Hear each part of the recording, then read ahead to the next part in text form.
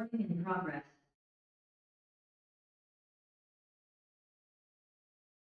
Guys good afternoon. Sorry for the delay. చిన్న changes మన సిస్టంలో, అందుకని డిలే అయింది. So guys, my name is Vishwanath, your faculty for SFM as well as some portion of SEM and OM complete part. మనకి ఏదైతే OM part ఉందో ఎస్సీఎంలో మనకు 40% OM ఉంటుంది. ఆ ఓఎం కంప్లీట్ పార్ట్ తీసుకుంటాను, ప్లస్ ఎస్సీఎంలో సమ్ పోర్షన్ ఉంటుంది మనకి సపరేట్గా. Will discuss that later. But before that, మీకు మెటీరియల్స్ ప్రింటింగ్లో లేట్ అయ్యి ఈరోజు వచ్చేస్తాయి, ఈవినింగ్కి వచ్చేస్తాయి. ఓకేనా, no need to worry. So online వాళ్ళకి కూడా సాఫ్ట్ కాపీ వచ్చేస్తుంది ఫర్ టైం బీయింగ్. మీరు ఇక్కడ ఆఫీస్కి వచ్చినప్పుడు ఫిజికల్ కాపీ కలెక్ట్ చేసుకోవచ్చు. బట్ బిఫోర్ దట్, అసలు ఎస్ఎఫ్ఎం అంటే ఏంటి, ఒక బేసిక్ ఇంట్రడక్షన్ ఇస్తాను. దాని తర్వాత మీరు కంప్లీట్ చేయాల్సిన సమ్ పోర్షన్ ఉంది, అది కూడా బేసిక్స్ చెప్పిన తర్వాత మనము ఈరోజు కాన్సెప్ట్ని స్టార్ట్ చేద్దాం. So let me open your board material first, so that మీకు ఇండెక్స్ క్లారిటీ వస్తుంది.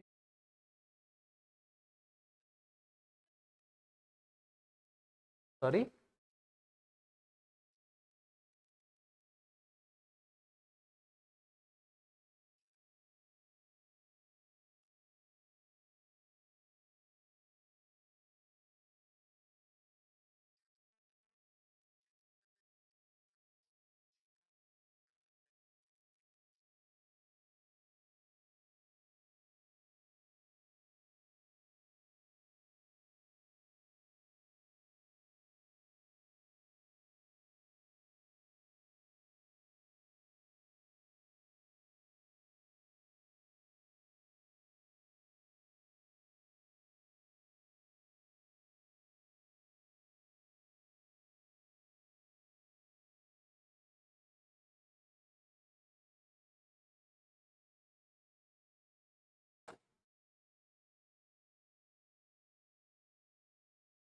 సో గైస్, మీ ఎస్ఎఫ్ఎంకి సంబంధించి జస్ట్ ఇండెక్స్, అసలు ఏ చాప్టర్స్ ఉంటాయి, ఏంటి, ఎలా డీల్ చేయాలి, ఏంటనేది చూద్దాం ఒకసారి.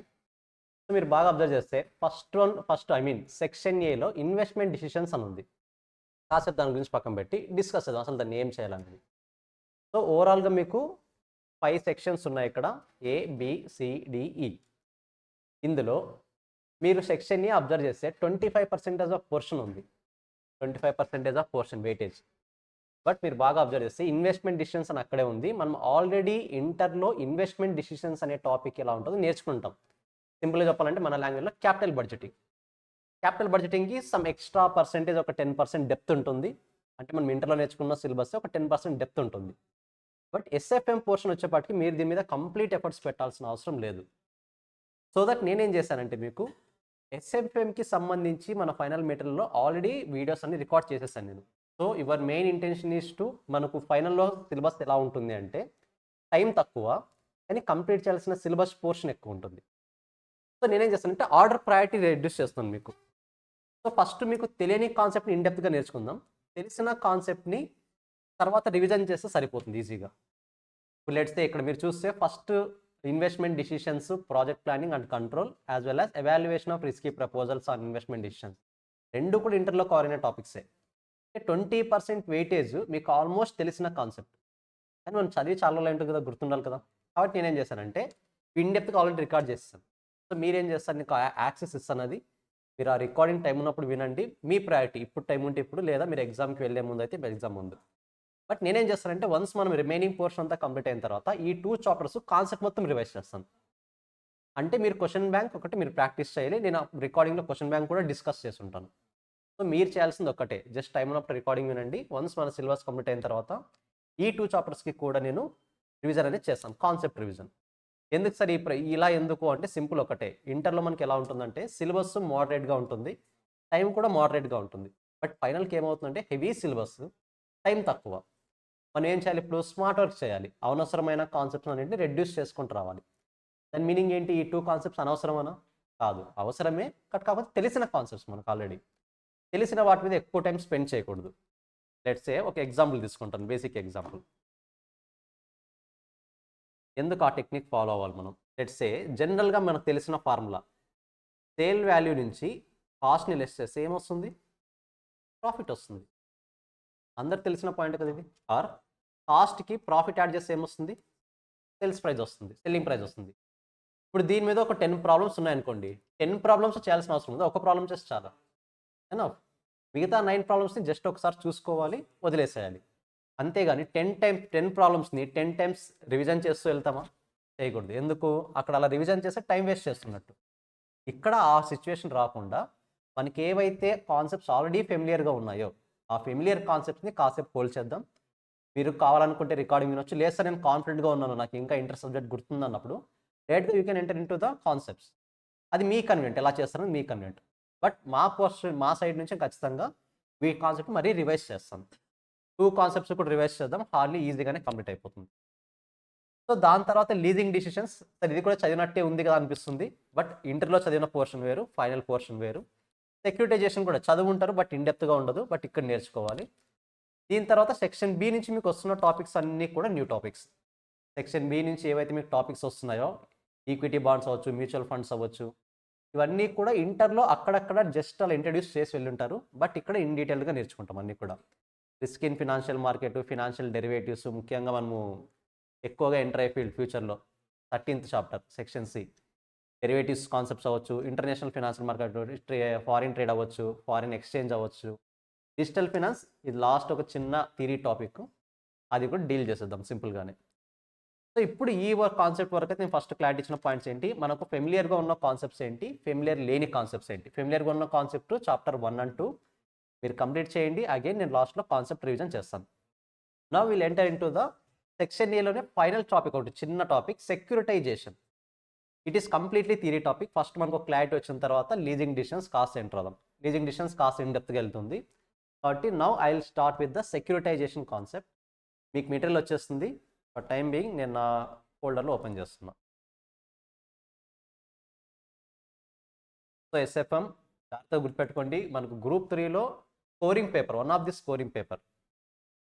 మేబీ కొంతమంది డిఫికల్ట్గా ఫీల్ అవ్వచ్చు కొన్ని ఇష్యూస్ వల్ల, లైక్ కొంతమందికి ఇప్పుడు లైక్ ఎఫ్ఎం కాస్టింగ్ ఎలా ఉంటాయంటే కొంతమందికి చాలా ఈజీ అనిపిస్తాయి, కొంతమందికి వాటెంత డిఫికల్ట్ సబ్జెక్ట్ లేవు అనిపిస్తాయి.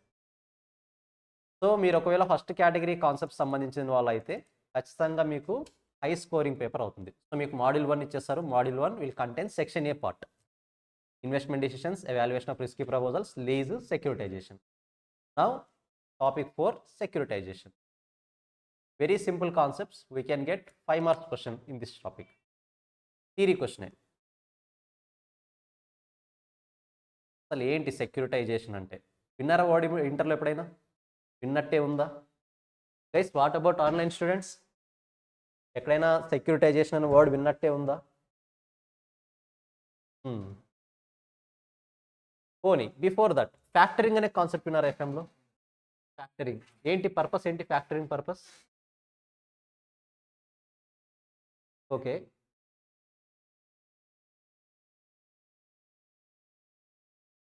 Yes perfect. సింపుల్గా ఏంటి, ఒకవేళ మనకు ఫ్యాక్టరింగ్ కాన్సెప్ట్ ఏం చెప్తుంది అంటే మనము డెటార్స్ నుంచి అమౌంట్ రికవర్ చేసుకునే సిచ్యువేషన్లో లేకపోతే, సిచ్యువేషన్ కాదు, మనం దాని మీద టైం స్పెండ్ చేయకపోతే మనం ఒక పర్టికులర్ పర్సన్ని హైర్ చేస్తాం, ఆ పర్సన్కి సమ్ అమౌంట్ పే చేస్తాం, ఆ పర్సన్ డెటార్స్ దగ్గర నుంచి కలెక్ట్ చేస్తాడా లేదా అనేది వాళ్ళ హెడేక్ ఇంకా.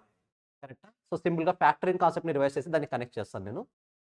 లెట్స్ సే మనది ఎక్స్ అనే కంపెనీ ఉంది, మనకు ఏ అనే ఒక కస్టమర్ ఉన్నాడు, ఏ అనే కస్టమర్కి మనము 10 crores సంబంధించిన వాల్యూ సేల్ చేసాం, గూడ్స్ 10 crores సంబంధించిన వాల్యూ కూడా సేల్ చేసాం ఆన్ క్రెడిట్ బేసిస్. ఇప్పుడు కంపెనీ ఎక్స్ మనది ప్రతిసారి వర్క్ చేయడం మీద డిపెండ్ అవ్వాలా, అమౌంట్ రికవర్ చేసుకోవడం మీద డిపెండ్ అవ్వాలా? ఎక్కువ దేని మీద ఎక్కువ కాన్సన్ట్రేషన్ చేయాలి మనము? వర్క్ మీద కాన్సన్ట్రేషన్ చేయాలి. అంటే మన day to day core business ఏది ఉందో ఆ కోర్ బిజినెస్ మీద వర్క్ చేయాలి. అంతేగాని ఈ రికవరీ మీద ఎక్కువ కాన్సన్ట్రేషన్ చేస్తే మేబీ మన కోర్ బిజినెస్ అనేది ఇంపాక్ట్ అయ్యే ఛాన్స్ ఉంటుంది. కాబట్టి నేనేం చేస్తాను, మార్కెట్లోకి వెళ్ళి ఫ్యాక్టరింగ్ అనే ఒక పర్సన్ని సెర్చ్ చేస్తాను. ఈ పర్సన్ ఏం చేస్తాడంటే ఈ పర్సన్కి సమ్ అమౌంట్ పే చేస్తాను నేను, like depends upon the debt value. ఈ పర్సన్ మనకు గ్యారంటీ ఇచ్చేస్తాడు, అంటే ఈ 10 crores ఈ పర్సన్ మనకి ఇచ్చేస్తాడు. ఫ్యాక్టరింగ్ పర్సన్ 10 crores కంపెనీకి ఇచ్చేస్తాడు. మరి ఫ్యాక్టరింగ్ క్లాస్ కదా అనుకుంటే లాస్ ఏమవ్వదు, ఇంకా ఈ అమౌంట్ రికవర్ చేస్తారా లేదా అనేది ఈ ఫ్యాక్టరింగ్ హెడేక్. బట్ ఈ పర్సన్ 10 crore డెట్ ఉంటే 10 crores ఇవ్వడు, సమ్ కమిషన్ని హోల్డ్ చేసుకొని లెట్స్ సే 9 crore 50 lakhs అలా, డిపెండ్స్ కంపెనీ ఫ్యాక్టర్ అగ్రిమెంట్లోకి ఎంటర్ అయ్యే దాన్ని బట్టి ఉంటుంది. దీనివల్ల కంపెనీకి ఏమవుతుందంటే అడ్వాంటేజ్, ఫస్ట్ థింగ్ వీళ్ళు కోర్ బిజినెస్ మీద కాన్సన్ట్రేషన్ చేయొచ్చు. రికవరీ మీద అసలు హెడ్‌ఏకే ఉండదు. ఇంక రికవరీ అనే హెడ్‌ఏకే ఉండదు. So, first of all financial పరంగా బర్డెన్ ఫ్రీ అయిపోతారు. మనకు డే టు డే వర్కింగ్ క్యాపిటల్‌కొచ్చేస్తది. చేతిలో క్యాష్ ఉంటుంది. మొత్తానికి బర్డెన్ లేకుండా ఫ్రీ అయిపోతారు. సో, ఈ హెడ్‌ఏక్ అంతా కూడా ఈ ఫ్యాక్టరింగ్ పర్సన్‌కి పాస్ చేస్తారు. అంటే రిస్క్ అనేది మన మీద రెడ్యూస్ చేసుకుంటాం. మన మీద ఇంతవరకు ఉన్న 10 క్రోర్స్ వస్తుందా లేదా అనే రిస్క్‌ని ఆ బర్డెన్ నుంచి రెడ్యూస్ చేసుకుంటున్నాం. ఇది ఫ్యాక్టరింగ్‌లో చేసే మెయిన్ పర్పస్ మనం. ఈ కాన్సెప్ట్‌ని కాస్త సిమిలర్‌గా డెవలప్ చేసిన కాన్సెప్టే securitization. Almost similar, not exactly same. Almost similar. కాకపోతే కొన్ని టర్మ్స్ అండ్ కండిషన్స్ చేంజ్ అవుతాయి. ఏంటి సెక్యూరిటైజేషన్ అంటే? ఫస్ట్ మీకు బేసిక్ ఇంట్రడక్షన్ ఇస్తాను. తర్వాత థియరీ చూద్దాం. లెట్స్ సే నాదొక పర్టిక్యులర్ బ్యాంక్ అనుకోండి. బ్యాంక్‌లో నంబర్ ఆఫ్ అసెట్స్ ఉంటాయి. లైక్ సెక్యూరిటీస్ అవ్వచ్చు, లోన్స్ అవ్వచ్చు. లోన్స్ పే చేసింది నేను. లోన్ పే చేసింది బ్యాంక్ ఏమవుతుంది? అసెట్ అవుతుంది. అలా నేను లోన్ పే చేసింది అవ్వచ్చు, లేకపోతే నా సెక్యూరిటీస్ అవ్వచ్చు, మార్ట్‌గేజెస్ అవ్వచ్చు. ఇవన్నీ కూడా బ్యాంక్ అసెట్. లెట్స్ సే ఆ వాల్యూ ఒక 100 క్రోర్స్ ఉందనుకుందాం. 100 క్రోర్స్ ఉంది. 100 క్రోర్స్ ఉంది కానీ నేను వీటిని యూజ్ చేసుకోగలనా? లెట్స్ సే సింపుల్‌గా చెప్పాలంటే 2 బ్రదర్స్ ఉన్నారు. X and Y. 2 persons, brothers కాదు, ఎక్స్ అండ్ వై పర్సన్స్ ఉన్నారు. ఈ పర్సన్ దగ్గర 10 క్రోర్ వాల్యూ చేసే ల్యాండ్ ఉంది. ఈ పర్సన్ దగ్గర 10 లాక్స్ క్యాష్ ఉంది. ఈరోజు ఒక రెస్టారెంట్‌కెళ్ళాలి. ఎవరెళ్తారు? వై మాత్రం వెళ్తాడు. ఎక్స్ వెళ్ళలేడు. ఎందుకంటే ఎక్స్ దగ్గర ఉన్నది ఫిజికల్ క్యాష్ కాదు, లిక్విడ్ క్యాష్ కాదు. బట్ ఈ పర్సన్ దగ్గర ఉన్నది లిక్విడ్ క్యాష్. సో, ఆస్తి ఎవరికి ఎక్కువ ఉంది అంటే ఖచ్చితంగా ఎక్స్ అంటాం. బట్ ఎక్స్ కొన్ని విషయాలు ఎక్స్‌పీరియన్స్ చేయగలుగుతున్నాడా అంటే నో. ఎవరు ఎక్స్‌పీరియన్స్ చేయగలుగుతున్నారు? వై. ఇప్పుడు ప్రాబ్లమ్ ఏంటంటే ఎక్స్ కూడా అలాంటి ఎక్స్‌పీరియన్స్‌ని ఎంజాయ్ చేద్దామని ఒక అజంప్షన్ మీద ఒక థాట్‌లో ఉన్నాడు.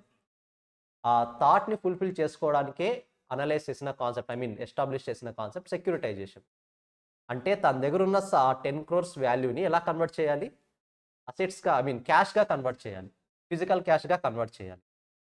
ఏంటి సార్ సేల్ చేస్తే అయిపోతుంది కదా! సేల్ చేస్తే ఇంక మనది అసెట్ కాకుండా అయిపోతుంది కదా! అసెట్ మన దగ్గర ఉండాలి. కానీ మన దగ్గర ఏం కూడా ఉండాలి? క్యాష్ కూడా ఉండాలి. సో, అలాంటి ఫెసిలిటీని ప్రొవైడ్ చేయడానికి సెక్యూరిటైజేషన్ అనే కాన్సెప్ట్ ఉంది. ఇప్పుడు ఈ ఎగ్జాంపుల్‌కి వచ్చేద్దాం. మరి again back to bank example. మీకు క్లారిటీ వస్తుందా? ఎక్స్, వై యొక్క డిఫరెన్స్ అక్కడ ఏంటనేది? సో, అసెట్ ఉండడం వేరు, దాన్ని లిక్విడిటీగా చేసుకోవడం వేరు. లిక్విడ్ క్యాష్ ఉండడం వేరు.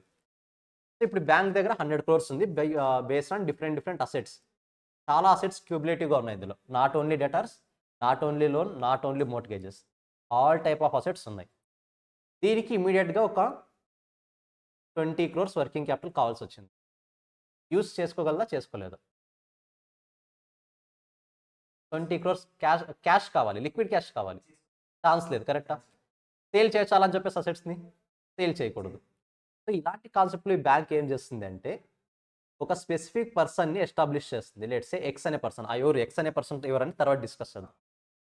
ఈ ఎక్స్ అనే పర్సన్‌కి ఏం చేస్తుంది అంటే నా దగ్గరున్న అసెట్స్ అన్నీ కూడా నీకు సెక్యూరిటీ లాగా సేల్ చేసేస్తాను.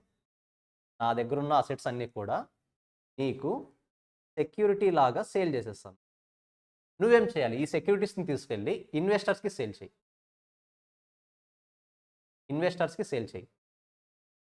ఇన్వెస్టర్స్ పర్చేస్ చేశారంటే ఎక్స్‌కి ఏమొస్తాయి? క్యాష్ వస్తుంది. ఆ క్యాష్ ఎవరికి ఇస్తారు? బ్యాంక్‌కి ఇస్తాడు. This is called securitisation. మీరు అబ్జర్వ్ చేయండి, అసెట్ సేల్ అవుతుందా? సెక్యూరిటీగా అలాగే ఉంటుంది. ఎక్స్ అనే పర్సన్ దగ్గర సెక్యూరిటీగా అలాగే ఉంటుంది. కానీ ఎక్స్ అనే పర్సన్ ఏం చేస్తున్నాడు? ఆ సెక్యూరిటీస్‌ని ఇన్వెస్టర్స్‌కి సేల్ చేస్తున్నాడు. కాబట్టి ఇన్వెస్టర్ దగ్గర నుంచి క్యాష్ వస్తుంది. ఆ క్యాష్ ఎక్స్ బ్యాంక్‌కి ఇస్తాడు. అంటే బ్యాంక్ దగ్గర ఇప్పుడు అసెట్ ఉంది, క్యాష్ కూడా ఉంది. కానీ అసెట్‌ని యూజ్ చేసుకునే రైట్ ఉండదు. అంటే ఇష్టం వచ్చినట్టు డిసిషన్ తీసుకోవడానికి లేదు. ఆ డిసిషన్ తీసుకోవాలంటే సమ్ రూల్స్ ఫాలో అవ్వాలి అగైన్. సో, ఇలాంటి ఫెసిలిటీని ప్రొవైడ్ చేయడానికి సెక్యూరిటైజేషన్ అనే కాన్సెప్ట్ ఎస్టాబ్లిష్ అయింది. ఫస్ట్ బేసిక్ ఐడియా వచ్చింది ఎందుకు ఈ కాన్సెప్ట్ ఉందనేది. I hope it is very clear. చూద్దాం వన్ బై వన్. మీకు ఇంకా ఇందులో డీటెయిల్ డిస్కస్ చేయాలి. ఎవరెవరికి ఏ రైట్స్ ఉంటాయి, ఎలాంటి ఫెసిలిటీస్ ఉంటాయి, బెనిఫిట్స్ ఏంటి, ప్రతిదీ కూడా డిస్కస్ చేద్దాం. So, securitization. Guys you can expect hardly 4 to 5 marks question. 1 theory question. అంతకుమించి ఏం రాదు. 1 థియరీ క్వశ్చన్ వస్తుంది. It is the process of turning assets like loans into tradable financial products. ఏవి ట్రేడబుల్ ఫినాన్షియల్ ప్రోడక్ట్స్ అంటే? Securities. సెక్యూరిటీస్ని tradable, మనం trade చేసుకోవచ్చు, nothing but sale చేసుకోవచ్చు. అసెట్స్ని డైరెక్ట్గా సేల్ చేయొచ్చు, ఎక్కడైనా సేల్ చేయవచ్చు, బట్ ట్రేడబుల్ అసెట్స్ని, సెక్యూరిటీస్ని వీ కెన్ సేల్. అంటే ఈ ప్రాసెస్లో మన దగ్గర ఉన్న అసెట్స్ అన్నీ కూడా ట్రేడబుల్ సెక్యూరిటీస్ లాగా కన్వర్ట్ చేస్తున్నాం. మన దగ్గర ఉన్న అసెట్స్ అన్నీ కూడా ట్రేడబుల్ సెక్యూరిటీస్ లాగా కన్వర్ట్ చేస్తున్నాం. A company like bank that owns assets generating regular cash flow such as mortgages or car loans sells these assets to a specifically created company called special purpose vehicle. మన ఎగ్జాంపుల్లో X is called special purpose vehicle. ఎక్స్ని special purpose vehicle అంటాం. ఏంటి person అంటే స్పెసిఫిక్గా ఈ securitization purpose కోసం మాత్రమే ఎస్టాబ్లిష్ చేస్తుంది కంపెనీ.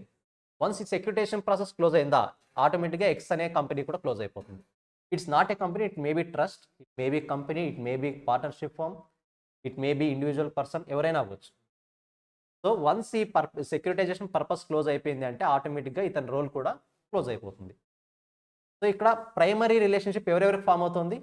కంపెనీకి, ఎస్పీవీకి, స్పెషల్ పర్పస్ వెహికల్ అంటాం. కంపెనీకి, ఎస్పీవీకి. The SPV then issue bonds which are bought by the investors. So ఇప్పుడు ఎస్పీవీ ఏం చేస్తుంది? బాండ్స్ ఇష్యూ చేస్తుంది. Not only bonds, it can issue securities also.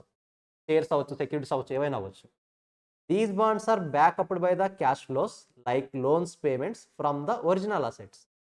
Original asset నుంచి ఏవైతే మనకు రావాల్సిన పేమెంట్స్ ఉన్నాయో ఆ పేమెంట్స్ అనేవి వీటికి సెక్యూర్గా ఉంటాయి, వాళ్ళు పే చేసే అమౌంట్కి. Investor who buys these bonds receive interest payment from the cash flow to the those loans. ఏంటి పాయింట్? ఇన్వెస్టర్స్. ఎవరు ఇన్వెస్టర్స్ అంటే ఎస్పీవీ దగ్గర నుంచి కొన్న పర్సన్స్. ఎస్పీవీ దగ్గర నుంచి ఎవరైతే సెక్యూరిటీస్ కొంటారో investors who buy these bonds. Bonds కాబట్టి ఆటోమేటిక్ ఏం పే చేయాలి వాళ్ళకి? ఇంట్రెస్ట్ పేమెంట్స్ పే చేయాలి from the cash flows of the loans. Let's say ఇక్కడ ఒక ఎగ్జాంపుల్ తీసుకుంటాను. నేను బ్యాంక్ దగ్గర కార్ లోన్ తీసుకున్నా, ఓకేనా? నేను బ్యాంక్ దగ్గర కార్ లోన్ తీసుకున్నా. బ్యాంక్కి నా కార్ లోన్ అనేది ఏంటి? అసెట్ అవుతుంది, కరెక్టా? బ్యాంక్కి నా కార్ లోన్ అనేది అసెట్. ఇప్పుడు ఈ బ్యాంక్కి సమ్ అమౌంట్ అవసరమైంది. ఈ బ్యాంక్ ఎస్పీవీ దగ్గరికి వెళ్ళి సెక్యూరిటీగా పెట్టింది. ఎస్పీవీ బాండ్స్ ఇష్యూ చేశారు. ఎవరికి? జస్ట్ మీకే ఇష్యూ చేశారు అనుకుందాం. మీరు ఆ బాండ్స్ పర్చేస్ చేశారు కాబట్టి అల్టిమేట్గా మీరు మంత్ ఎండ్కి ఏం ఎక్స్పెక్ట్ చేస్తారు? ఎస్పీవీ దగ్గర నుంచి ఇంట్రెస్ట్ ఎక్స్పెక్ట్ చేస్తారు. మరి ఆ ఇంట్రెస్ట్ డబ్బులు ఎక్కడి నుంచి వస్తాయి? నేను ఈ మంత్ పే చేసే కార్ లోన్ అమౌంట్ ఉంటుంది కదా, దాని నుంచి పే చేస్తాను. క్లారిటీ వస్తుందా? బ్యాక్ ఎండ్లో జరిగే ప్రాసెస్. అందుకనే payments from the cash flows of those loans అన్నారు. ఆ లోన్స్ నుంచి వచ్చే క్యాష్ నుంచే మనకు ఇంట్రెస్ట్ పేమెంట్ అనేది జరుగుతుంది. రియాలిటీలో ఏమవుతుంది తెలుసా? అసెట్ ఉంది బట్ ఫిజికల్గా అది లిక్విడిటీలో లేదు. నేనేం చేస్తాను? మంత్ ఎండ్ తర్వాత ఎవరైతే నాకు లోన్స్ అమౌంట్ పే చేస్తారో ఆ అమౌంట్ని తీసుకొని మీకేం పే చేస్తాను? ఇంట్రెస్ట్గా పే చేస్తాను. కానీ బ్యాంక్ ఇన్వాల్వ్ అవుతుంది. ఎవరు ఇన్వాల్వ్ అవుతారు? ఎస్పీవీ ఇన్వాల్వ్ అవుతారు. అంటే ఒకసారి ఎస్పీవీని ఫామ్ చేసిన తర్వాత బ్యాంక్ అనేది డబ్బుల్ని తీసుకొని సైలెంట్ అయిపోతుంది. ఇప్పుడు మీ దగ్గర నుంచి, అంటే నా దగ్గర నుంచి, నా ఎగ్జాంపుల్లో కార్ లోను ఎవరు కలెక్ట్ చేస్తారు? నా దగ్గర నుంచి ఎస్పీవీ కలెక్ట్ చేస్తుంది. ఎందుకంటే ఎస్పీవీనే కదా ఇన్వెస్టర్స్కి ఇంట్రెస్ట్ పే చేయాల్సింది, కాబట్టి ఎస్పీవీ కలెక్ట్ చేస్తుంది. లైక్ ఫ్యాక్టరింగ్లో డెటార్స్ ఎవరు కలెక్ట్ చేస్తారు? ఫ్యాక్టరింగ్. ఏమన్నా కంపెనీ ఇన్వాల్వ్ అవుతుందా? అంటే వన్స్ మనం ఆ పేమెంట్ అగ్రిమెంట్లోకి ఎంటర్ అయిన తర్వాత రెస్పాన్సిబిలిటీ అంతా కూడా ఎస్పీవీకి షిఫ్ట్ అయిపోతుంది. కలెక్ట్ చేయాలన్నా, ఇంట్రెస్ట్ పే చేయాలన్నా ఎవరిథింగ్ కూడా ఎవరు రెస్పాన్సిబిలిటీ తీసుకుంటారు? SPV will take care. This method allows the company to free up money while the investor gets bond that are supported by the regular payments from the underlying assets. So సింపుల్గా ఏం చెప్తున్నారు ఇక్కడ? దీనివల్ల 2 benefits ఉన్నాయి. కంపెనీకి ఎప్పటికప్పుడు cash వస్తుంది, అంటే ఇమీడియట్గా ఎస్పీవీ దగ్గర నుంచి సమ్ అమౌంట్ వచ్చేస్తుంది. సెకండ్ వన్, ఇన్వెస్టర్స్కి ఏమవుతుంది? ఇంట్రెస్ట్ పేమెంట్ వెళ్తుంది. Moreover they are supported by the regular assets. ఇప్పుడు నాది బ్యాంక్ లోన్ ఉందా? నా కార్ లోన్ ఉంది. కార్ లోన్, లెట్స్ సే నాది కార్ లోన్ ఉంది. ఎక్స్ అనే పర్సన్ బాండ్స్ కొన్నాడు కంపెనీ దగ్గర నుంచి. ఒకవేళ ఎస్పీవీ ఎక్స్ అనే పర్సన్కి ప్రిన్సిపల్ అమౌంట్, ఇంట్రెస్ట్ అమౌంట్ కనుక పే చేయలేకపోతే ఆటోమేటిక్గా రెస్పాన్సిబిలిటీ ఎవరు తీసుకుంటారు? ఇప్పుడు బ్యాంక్ తీసుకొని నా దగ్గర నుంచి రికవర్ చేస్తుంది. బ్యాంక్ ఎవరికి ఇస్తుంది? ఇన్వెస్టర్స్కి ఇస్తుంది. ఇన్వెస్టర్స్కి 2 సెక్యూరిటీ లేయర్స్ ఉంటాయి ఇక్కడ. ఒకరు ఎస్పీవీ మిస్ అయితే బ్యాంక్ ఎక్కడి నుంచి వస్తుంది? నా కార్ లోన్ డబ్బుల దగ్గర నుంచి వస్తుంది బ్యాంక్. అంటే బ్యాంక్ డబ్బులు ఎక్కడి నుంచి వస్తాయంటే నా కార్ లోన్ దగ్గర నుంచి. So bonds are backed up by the mortgages are called mortgage backed securities. ఇప్పుడు ఒకవేళ ఇన్వెస్టర్స్కి సెక్యూరిటీ ప్రొవైడ్ చేయాలి కదా, ఒకవేళ ఎస్పీవి పే చేయకపోతే సిచ్యువేషన్ ఏంటి? Investor should be in safe position, secured position, right? వీళ్ళకు 2 ఆప్షన్స్ ఇస్తారు. ఒకవేళ మార్ట్గేజ్ అమౌంట్ని బేస్ చేసుకుని సెక్యూరిటీగా ఇచ్చారనుకోండి, that is called MBS, mortgage backed up securities. అంటే ఒకవేళ ఎస్పీవి పే చేయలేకపోతే మార్ట్గేజ్ దగ్గర నుంచి వచ్చిన మనీతో పే చేసేస్తారు. అలా కాకుండా bonds backed up by the other types of other assets like credit card loans are called asset backed up securities. మార్టిగేజ్ని బ్యాకప్గా సెక్యూరిటీగా ప్రొవైడ్ చేస్తే ఎంబీఎస్ అంటాం, అదే అసెట్స్ని సెక్యూరిటీగా ఇస్తే ఏబిఎస్ అంటాం. ఏంటి మార్టిగేజ్కి అసెట్స్కి డిఫరెన్స్? లెట్స్ సే ఇంకో పాయింట్ క్లారిటీ ఇస్తాను. కంపెనీ పాయింట్ ఆఫ్ వ్యూలో మార్టిగేజ్కి అసెట్స్కి డిఫరెన్స్ ఏంటి? ఇప్పుడు ఒక బ్యాంక్ ఉంది, బ్యాంక్కి అసెట్స్ ఉంటాయి కదా, ఫిక్స్డ్ అసెట్స్, అట్లీస్ట్ ఆఫీస్ అవ్వచ్చు, గుడ్ విల్ అవ్వచ్చు, whatever it may be, ఏదో ఒక అసెట్ ఉంటుంది. ఈ అసెట్ని సెక్యూరిటీగా ఇన్వెస్టర్స్కి ఇచ్చామంటే it is called asset backed securities. అలా కాకుండా బ్యాంక్స్కి నాలాంటి వాళ్ళ దగ్గర నుంచి సమ్ అమౌంట్ రావాలి కదా. లెట్స్ సే నా కార్ లోన్, నా కార్ లోన్ అనేది బ్యాంక్కి అసెట్, కానీ క్యాష్ ఉందా వాళ్ళ దగ్గర కార్ లోన్కి సంబంధించి, నేను పే చేస్తే వస్తుంది. బ్యాంక్ అనేది ఇన్వెస్టర్స్కి అసెట్ని సెక్యూరిటీగా ఇచ్చింది అనుకోండి, ఇన్వెస్టర్స్కి నేను చెప్తున్నది, ఇన్వెస్టర్స్కి అసెట్ సెక్యూరిటీగా ఇస్తే దట్ ఈస్ కాల్డ్ ఏబిఎస్. అలా కాకుండా నేనేం చెప్తాను, నాకు ఇంకా డబ్బులు రావాలి, బ్యాంక్గా నేనేం చెప్తాను, నాకు కార్ లోన్ రావాలి. ఒకవేళ మీకు కనుక ఎస్పీవి ఇన్వెస్టర్స్కి ఎస్పీవి డబ్బులు పే చేయలేకపోతే నా కార్ లోన్ అమౌంట్ని మీకు ట్రాన్స్ఫర్ చేస్తాను, that is called MBS. Company దగ్గర ఆల్రెడీ ఫిజికల్ అసెట్స్ ఉన్నాయి, వాటిని సెక్యూరిటీగా ఇస్తే ABS.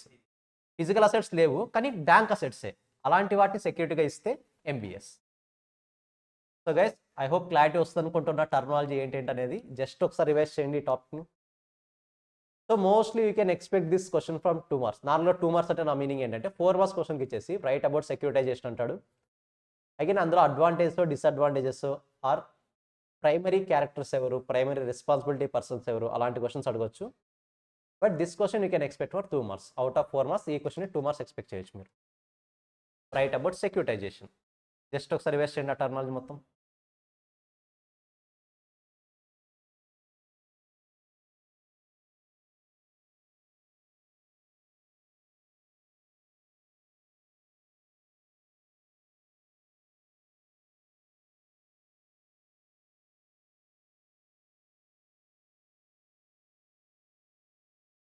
Guys, and one more point I need to share with you.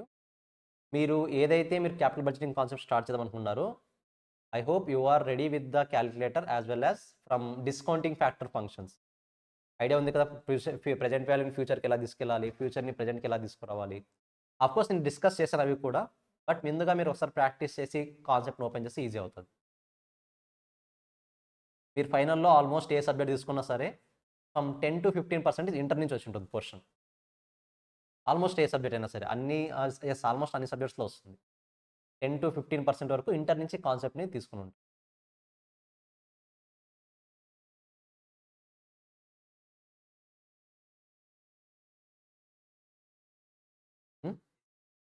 Commission వస్తుంది కదా బ్యాంక్ దగ్గర నుంచి.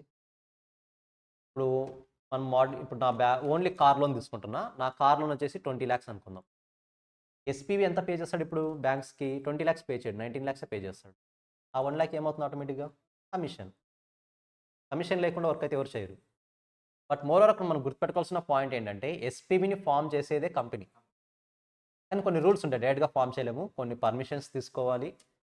ఇలాంటి పర్మిషన్స్ కంట్రోల్స్ కనుక లేకపోతే ప్రతి కంపెనీ కూడా ఇదే పని చేస్తుంది, కరెక్టా? బట్ ఎస్పీవి ఫామ్ చేయాలంటే కొన్ని రూల్స్ ఉంటాయి, మనకు సిలబస్లో అవసరం లేదు, అది లీగల్ రూల్స్ అన్ని, అదన్నీ కూడా కంపెనీ టేక్ కేర్ చేస్తుంది. ఆ రూల్స్ అప్లికేబుల్ అయ్యి పర్మిషన్స్ అన్నీ తీసుకొని అప్రూవల్ వస్తే అప్పుడు దే కెన్ ఫామ్ ఎస్పీ. జనరల్గా కంపెనీనే ఎస్పీని ఫామ్ చేస్తుంది రియాలిటీలో.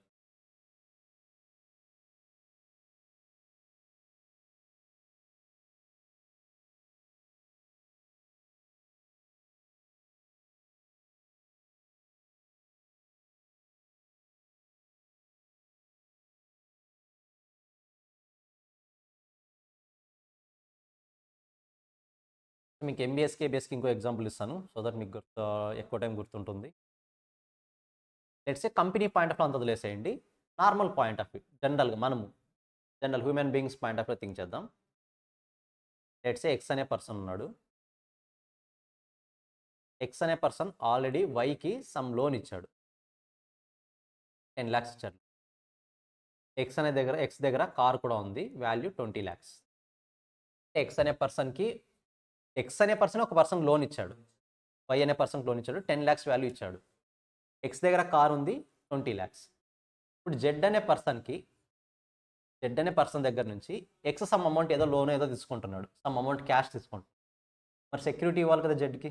ఒకవేళ నేను ఎక్స్ అనే పర్సన్ అమౌంట్ పే చేయకపోతే జెడ్ దేని నుంచి రికవర్ చేసుకోవచ్చు, ఏదో షూరిటీ ఇవ్వాలి, సెక్యూరిటీ ఇవ్వాలి. ఇప్పుడు ఎక్స్ అనే పర్సన్ జెడ్కి కార్ని సెక్యూర్గా పెట్టాడు అనుకోండి, దట్ ఈస్ కాల్డ్ ఏబిఎస్. మన దగ్గర ఆల్రెడీ అసెట్ ఉంది, మనదే అసెట్, దాన్ని ఏబిఎస్ అంటాం. అలా కాకుండా జెడ్ అనే పర్సన్కి ఎక్స్ అనే పర్సన్ వై దగ్గర లోన్ ఉంది కదా, ఆ లోన్ని సెక్యూరిటీగా ఇచ్చాడు అనుకోండి, దట్ ఈస్ కాల్డ్ ఏబిఎస్. రెండింటికి డిఫరెన్స్ ఏంటంటే ఇది ఎప్పటికప్పుడు రికవర్ చేసుకోవచ్చు. ఇది రికవర్ అవ్వాలంటే ఫస్ట్ వై అనే పర్సన్ ఎక్స్కి పే చేయాలి. అంటే ఇప్పుడు ఇక్కడ ఎక్స్ డిఫాల్ట్ అయ్యాడు అనుకోండి, ఆటోమేటిక్గా జెడ్ ఎవరి దగ్గరికి వెళ్ళి రికవర్ చేసుకోవచ్చు, వై దగ్గరికి వెళ్ళి రికవర్ చేసుకోవచ్చు. బికాస్ ఎక్స్ ఆ రైట్ని జెడ్కి ఇచ్చాడు కాబట్టి. క్లారిటీ వస్తుందా? So this is called ABS, this is called MBS. మన దగ్గర ఆల్రెడీ ఫిజికల్ క్యాష్ ఉంటే, ఫిజికల్ అసెట్ ఉంటే ఏబిఎస్ అవుతుంది. ఆ ఫిజికల్ అసెట్టే లైక్ లోన్స్ ఫామ్లో అవ్వచ్చు, మార్ట్గేజ్ ఫామ్లో అవ్వచ్చు, అలా ఉంటే ఎంబిఎస్ అవుతుంది.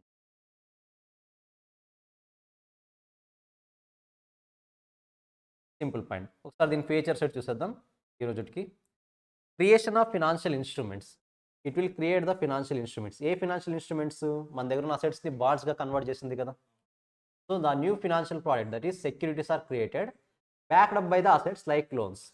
లోన్స్ ద్వారా బ్యాకప్ అవుతుంది. ఒకవేళ ఎస్పీవి డిఫాల్ట్లో ఉంటే ఆ లోన్ అమౌంట్ అంతా కూడా ఎక్కడి నుంచి రికవర్ చేసుకోవచ్చు ఇన్వెస్టర్స్? ఆ సెక్యూరిటీస్ నుంచి, లైక్ లోన్స్ అవ్వచ్చు, అసెట్స్ అవ్వచ్చు, ఏవి ఉంటే అవి. Bundling and unbundling. What is mean by bundling and unbundling? Assets are combined into one group, that is bundling, and then split into the smaller units of securities. Smaller units are security. Key point discuss. Let's say ఒక bank ఉంది, బ్యాంక్లో 2 portions ఉన్నాయి అనుకుందాం. ఎస్, 2 portions. ఒకటి bank ఇచ్చిన లోన్స్. జనరల్గా బ్యాంక్ ఏవి సేల్ చేయదు, బట్ ఉన్నారు అనుకుందాం ఫర్ టైం బీయింగ్. బ్యాంక్కి సమ్ డెటార్స్ కూడా ఉన్నారనుకుందాం. బ్యాంక్స్ డెటార్స్ ఉంటారు జనరల్గా. లెట్స్ ఏ కంపెనీ తీసుకుందాం, ఎక్స్ అనే కంపెనీకి కొంచెం పర్సన్స్కి లోన్ ఇచ్చింది, సమ్ పర్సన్స్ డెటార్స్ ఉన్నారు. లోన్స్ 10 lakhs ఉన్నాయి, డెటార్స్ 5 lakhs ఉన్నాయి. ఇప్పుడు ఎస్పీవీకి ఏం చేస్తానంటే, నా దగ్గర ఏముందని చెప్తాను డైరెక్ట్గా, 15 lakh అసెట్ వాల్యూ ఉందని చెప్తాను. కరెక్టా? ఎస్పీవీకి 15 lakh అసెట్ వాల్యూ ఉందని చెప్పాను. అంటే నా దగ్గర ఉన్న అసెట్స్ని ఏం చేశాను? క్లబ్ చేశాను. కరెక్టా? That is called bundling. నా దగ్గర ఉన్న ఇండివిజువల్ అసెట్స్ని పూల్ చేశాను, కంబైన్ చేశాను. That is called bundling. ఇప్పుడు ఎస్పీబీ ఏం చేస్తాడంటే, ఈ 15 lakhsని లెట్స్ సే 5 lakhsగా డివైడ్ చేశాడు. 5, 5, 5. ఇదేమో ఓన్లీ కంపెనీస్కి మాత్రమే బాండ్ సేల్ చేశాడు, ఇదేమో రెగ్యులర్ ఇన్వెస్టర్స్ మాత్రమే బాండ్ సేల్ చేశాడు, ఇదేమో గవర్నమెంట్ ఏజెన్సీకి మాత్రమే బాండ్స్గా ఇష్యూ చేస్తాడు. అంటే ఎస్పీవీ దగ్గర ఉన్న అసెట్స్ అన్ని మరి ఏమయ్యాయి? డివైడ్ అయ్యాయి. That is called unbundling. Clarity వస్తుందా రెండింటికి meaning? So assets are combined into one group, that is called bundling, and then split into the smaller units or securities, that is called unbundling. మన ఎగ్జాంపుల్లో 5 + 5 + 5. I hope it is very clear. Risk management tool. If the assets are sold without any responsibility for losses, that is non recourse, securitisation help shift the risk of default to others. What is mean by it? ఇంకోసారి క్లియర్గా చదవండి, clarity వస్తుంది.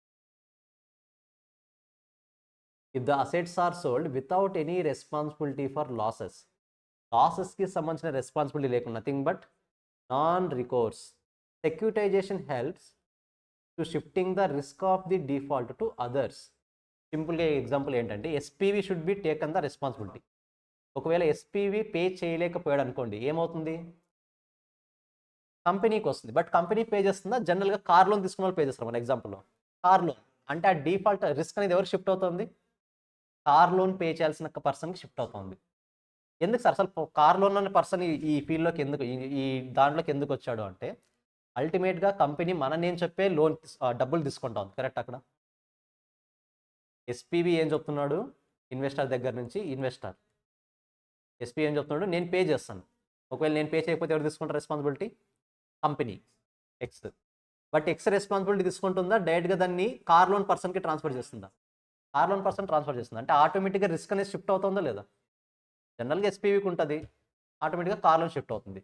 ఇప్పుడు doubt రావచ్చు, sir car loan పర్సన్కి burden అవుతుంది కదా అని. ఎందుకు బర్డెన్ అవుతుంది? కంపెనీ ఎక్స్కి పే చేయాల్సింది వీడికి పే చేస్తాడు అంతే కదా. కార్ లోన్ పర్సన్ షిఫ్ట్ అవ్వదు. నేను ఎవరికి పే చేయాలి? జనరల్గా బ్యాంక్కి పే చేయాలి. ఇప్పుడు బ్యాంకు రెస్పాన్సిబిలిటీ తీసుకోవట్లేదు కాబట్టి అమౌంట్ ఎవరికి పే చేస్తాను? ఇన్వెస్టర్స్ పే చేస్తాను. ఇది థియరిటికల్గా మాత్రమే. బట్ రియాలిటీలో ప్రాక్టికల్గా ఏం జరుగుతుందంటే బ్యాంక్ ఒక రెస్పాన్సిబిలిటీ తీసుకుంటుంది. ఆ రెస్పాన్సిబిలిటీ ఏంటంటే కార్ లోన్ కలెక్ట్ చేసి ఇన్వెస్టర్స్కి ఇవ్వడం. థియరిటికల్గా ఏం చెప్పుకుంటాం? కార్ లోన్ పర్సన్ ఇన్వెస్టర్స్కి ఇస్తాడు అంటాం. బట్ రియాలిటీలో ఈ పర్సన్స్ ఎవరో కూడా తెలియదు. ఒక పర్సన్ హైదరాబాద్లో ఉంటే ఇంకో పర్సన్ ఎక్కడో యూఎస్లో ఉంటాడు. కరెక్ట్, అసలు ఎవరో కూడా తెలియదు. కాబట్టి ఇక్కడ ఏం చేస్తుందంటే ఎక్స్ అనే కంపెనీ కార్ లోన్ దగ్గర నుంచి డబ్బులు తీసుకుని ఆ డబ్బుల్ని ఇన్వెస్టర్స్కి ఇస్తుంది. జనరల్గా ఈ కార్ లోన్ నుంచి డబ్బులు ఎవరు కలెక్ట్ చేయాలి? ఎస్పీవి కలెక్ట్ చేయాలి. ఎస్పీవి కలెక్ట్ చేసి కదా అమౌంట్ ఇవ్వాల్సింది. ఎస్పీవీనే లేడు, అల్టిమేట్గా రెస్పాన్సిబిలిటీ ఎవరికి వస్తుంది? ఎక్స్కి వస్తుంది. సో అలా రిస్క్ ఫ్యాక్టర్ అనేది షిఫ్ట్ అవుతూ ఉంటుంది. Structured finance securities are design to balance the investor risk and return, making them a great example of structured finance. What is mean by structured finance? జనరల్గా ఇక్కడ మనకు ఎస్పీవీ అనే person ఉన్నాడు, X అనే company ఉంది, అంటే బ్యాంక్ ఉంది. ఇప్పుడు నార్మల్గా ఆలోచిస్తే రియాలిటీలో చూస్తే మనకు ఏ డబ్బుల మీద ఏ ఇన్వెస్టర్స్ మీద ఆర్ ఏ ఇన్వెస్ట్మెంట్ మీద ఎంతెంత అమౌంట్ ఇన్వెస్ట్ చేయాలని కొన్ని రూల్స్ ఉంటాయి. ఇప్పుడు కంపెనీ అసెట్స్ ఓవరాల్గా 100 crores అనుకుందాం. ఈ 100 crores వెళ్ళి మ్యూచువల్ ఫండ్స్లో పెట్టొచ్చా కంపెనీ? ఎవరైనా యాక్సెప్ట్ చేస్తారా? కంపెనీస్ యాక్ట్ అలో చేస్తుందా? ఫస్ట్ ఆఫ్ ఆల్ చాలా విషయాల్లో చేయదు.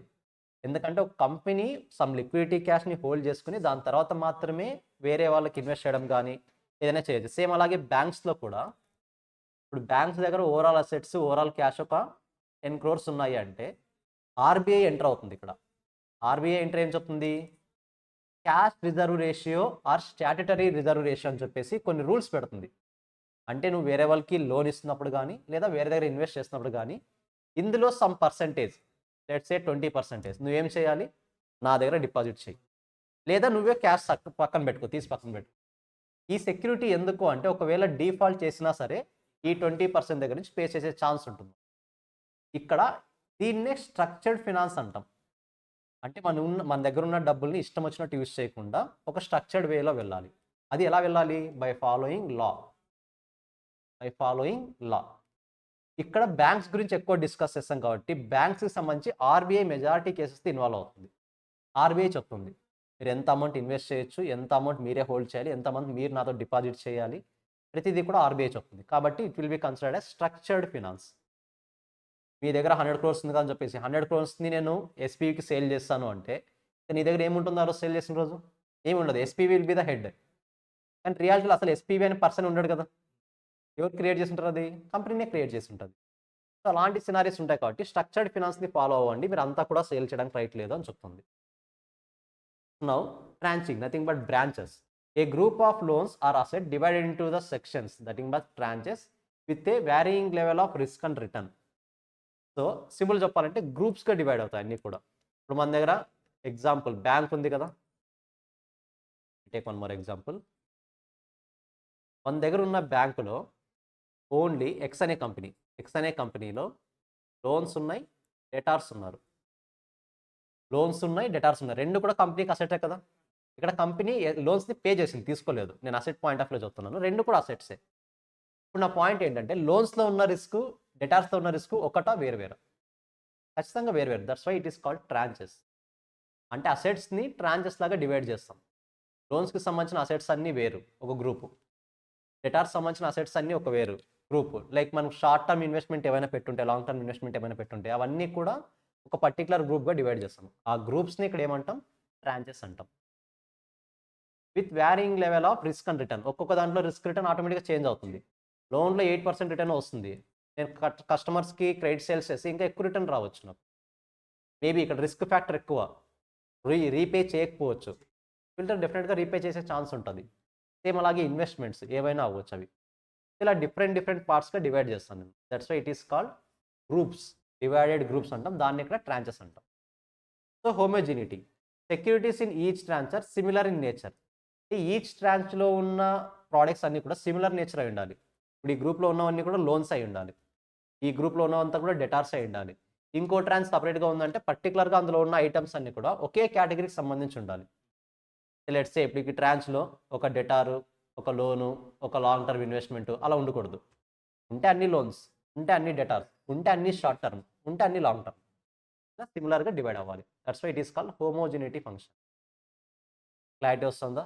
So these are the features of securitization. Just ఒకసారి రివైజ్ చేయండి.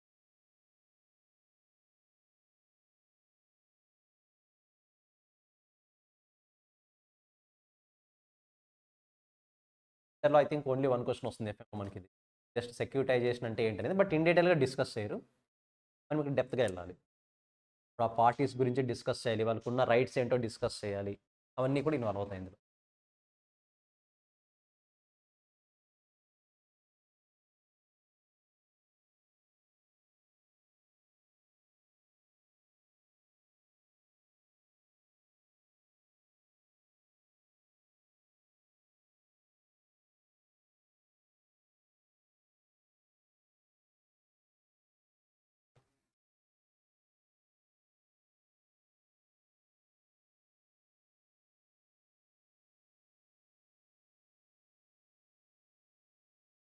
మీకు యాక్సెస్ వచ్చింది కదా, వీడియోస్ యాక్సెస్ వచ్చాయా?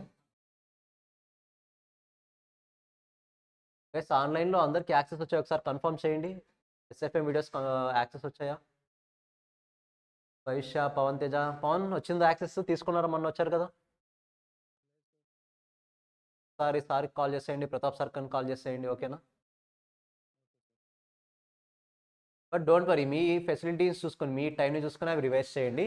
నాట్ రిక్వైర్డ్, ఇప్పుడైతే ఎక్కువ టేక్ కేర్ చేయాల్సిన అవసరం లేదు. బట్ మీకు ఎప్పుడు ఇలాగో టైం ఉంది కాబట్టి, మీకు టైం ఫేవరబుల్గా ఉంటే ఖచ్చితంగా కంప్లీట్ చేసేయండి, ఓకేనా? So guys, this is for the day. Tomorrow క్లాస్లో దీని ఎక్స్టెన్షన్ టాపిక్స్ కూడా చూసేద్దాం. బెనిఫిట్స్ ఉంటాయి, సమ్ రైట్స్ అండ్ డ్యూటీస్ అలా ఉంటాయి కొన్ని, అవి కూడా కంప్లీట్ చేసేద్దాం నెక్స్ట్ క్లాస్లో మీట్ అవుతాం. బాయ్.